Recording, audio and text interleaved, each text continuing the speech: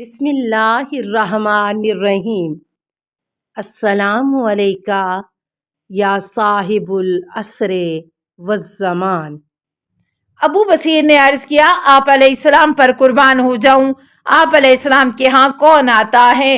امام علیہ السلام نے فرمایا، ہم میں سے بعض آنکھ سے دیکھتے ہیں، بعض کے دل میں الہام ہوتا ہے، اور ہم میں سے بعض کان سے سنتے ہیں۔ اس میں یوں آواز آتی ہے جیسے تشت میں زنجیر مارنے سے آتی ہے۔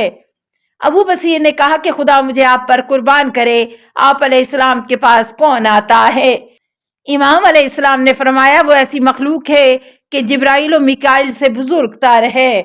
بصائر الدرجات صفحہ 116، الاختصاص صفحہ 313، بحار الانوار جلد 22 صفحہ 551، حدیث 8۔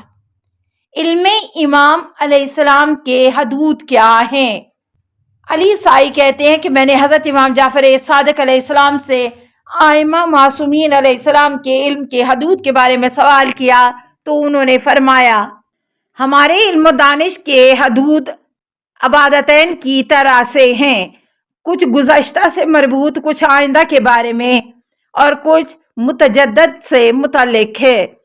جو کچھ گزشتہ سے مربوط ہیں، رسول خدا صلی اللہ علیہ وسلم نے اس کی ہمارے لیے وضاحت فرمائی ہے، اور جو کچھ مستقبل سے مربوط و مختوم ہیں وہ کسی چیز میں مکتوب اور مدون ہیں، اور جو کچھ متجدد ہے وہ دل میں الہام ہوتا ہے یا کان میں القاء ہوتا ہے۔ علم کی اقسام میں سے بہترین قسم یہی ہے، اور ہمارے پیغمبر صلی اللہ علیہ وسلم کے بعد کوئی پیغمبر نہیں ہے۔ بصائر الدرجات صفحہ 64، بحار الانوار جلد 26 صفحہ 52، حدیث 110۔ ائمہ کے علم کا منبع کیا ہے؟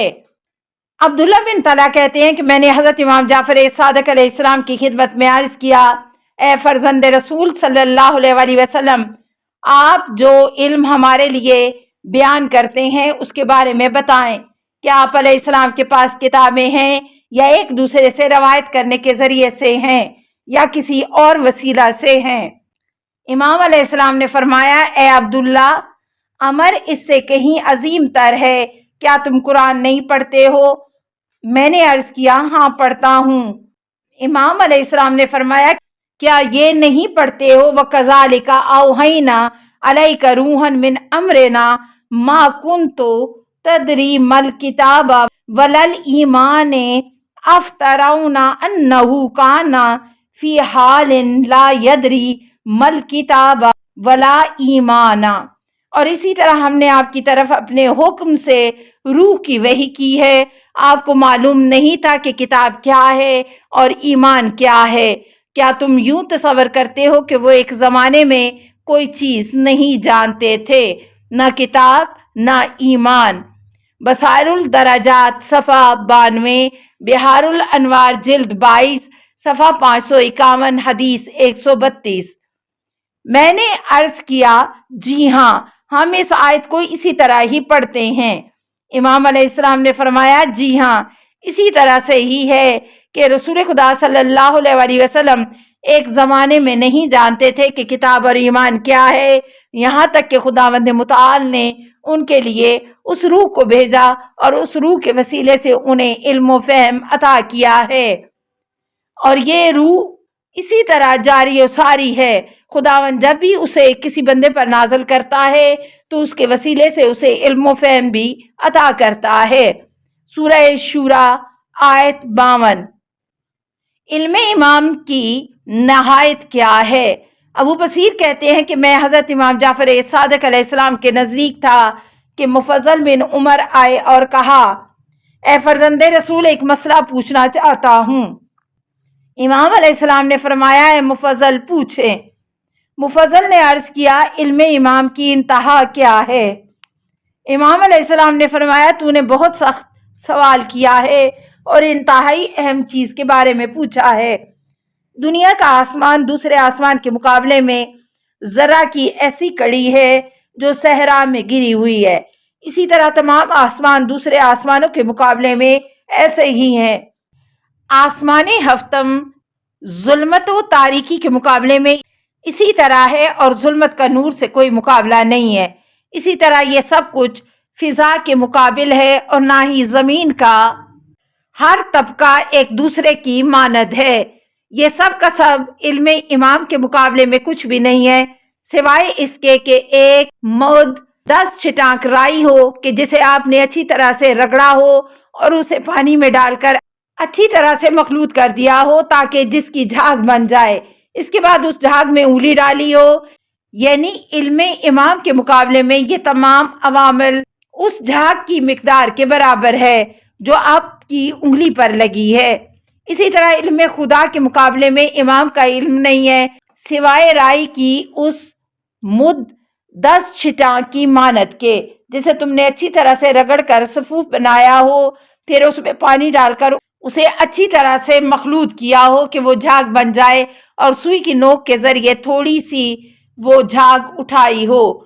اس کے بعد امام علیہ السلام نے فرمایا تمہارے لیے اتنی مقدار میں وضاحت کافی ہے تاکہ تم اس کے ذریعے اور ائمہ علیہ السلام کے حالات و اخبار میں نگاہ کرنے سے ایسے سوال کا جواب حاصل کر لو۔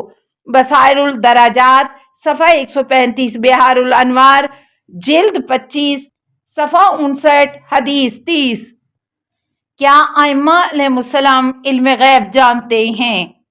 نمبر 1، صفوان بن یحییٰ اپنے دوستوں میں سے کسی ایک سے روایت کرتے ہیں کہ اس نے کہا کہ حضرت امام جعفر صادق علیہ السلام نے فرمایا ہمیں اولین و آخرین کا علم عطا کیا گیا ہے۔ آپ علیہ السلام کے اصحاب میں سے کسی ایک شخص نے کہا بس آپ پر قربان ہو جاؤں، کیا آپ علیہ السلام کے پاس علم غیب ہے؟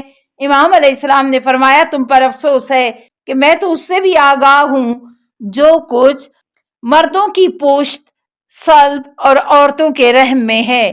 تم پر افسوس ہے تمہارے سینے وسیع ہوں اور تمہاری آنکھیں اچھی طرح سے دیکھیں اور تمہارے دل اچھی طرح سے سمجھیں۔ ہم بندوں پر حجت خدا ہیں اور یہ ایسی چیز ہے کہ جسے ہر کسی کا سینہ سوائے اس مومن کے کہ جس کی قدرت و طاقت تاہم پہاڑوں کے برابر ہو برداشت کرنے کی قدرت نہیں رکھتا، مگر یہ کہ جسے خدا اجازت عطا کر دے۔ خدا کی قسم اگر میں چاہوں تو تاہمہ پہاڑ کی ریت کے تمام ذرات کو شمار کر سکتا ہوں۔ شب و روز نہیں گزرتے مگر یہ کہ ریت بھی ان انسانوں مخلوق کی مانند ریت کو پیدا کرتی ہے، اس طرح سے ریت میں اضافہ ہوتا ہے۔ خدا کی قسم میرے بعد آپ لوگ ایک دوسرے کے یوں دشمن بن جاؤ گے کہ ایک دوسرے کو کھا جاؤ گے۔ بحار الانوار جلد 25 صفحہ 385، حدیث 43۔ نمبر 2، عمار سباتی کہتے ہیں کہ میں نے حضرت امام جعفر صادق علیہ السلام سے پوچھا کیا امام علم غیب رکھتے ہیں؟ امام علیہ السلام نے فرمایا نہیں، البتہ جب وہ کچھ جاننا چاہیں تو خداوند متعال وہ اسے عطا کر دیتا ہے۔ مناقب آل ابی طالب جلد 3 صفحہ 374، بحار الانوار جلد 26 صفحہ 27، حدیث 28۔ توضیح، یہاں پر جس علم غیب کا سوال ہوا ہے اس سے مراد ذاتی علم غیب ہے کہ امام علیہ السلام نے فرمایا وہ خدا کے ساتھ مخصوص ہے۔ امام جو کچھ سنتے ہیں انہیں کیسے پتا چلتا ہے کہ وہ فرشتے کی طرف سے ہے نہ کہ شیطان کی جانب سے؟ زرارہ کہتے ہیں کہ میں نے حضرت امام جعفر صادق علیہ السلام کی خدمت میں عرض کیا مولا امام علیہ السلام جو کچھ سنتے ہیں انہیں کیسے پتا چلتا ہے کہ وہ فرشتہ خدا کی طرف سے ہے نہ کہ شیطان کی جانب سے؟ در حالانکہ وہ بولنے والے کو نہیں دیکھتا ہے۔ امام علیہ السلام نے فرمایا اس کے دل میں اطمینان و سکون القا ہوتا ہے کہ وہ مطمئن ہو جائے کہ یہ بات فرشتے کی جانب سے ہے، اگر شیطان کی طرف سے ہو تو خوف و ہراس عارض ہوتا ہے۔ اے زرارہ، اگرچہ شیطان ہرگز اس امر امامت کے صاحب و مالک کو مزاحم نہیں ہوتا۔ اصول کافی جلد 1 صفحہ 381، حدیث 41۔ السلام علیکہ یا صاحب العصر والزمان، الامان الامان الامان من فتن الزمان، السلام علیکہ یا خلیفۃ الرحمن، السلام علیکہ یا امام الانس والجان، السلام علیکہ یا مظہر الایمان، السلام علیکہ یا شریک القرآن، السلام علیکہ یا قاطع البرہان، السلام علیکہ یا امام زماننا، ھذا اجل اللہ فرجک وسہل اللہ مخرجک وظہورک، السلام علیکہ ورحمۃ اللہ۔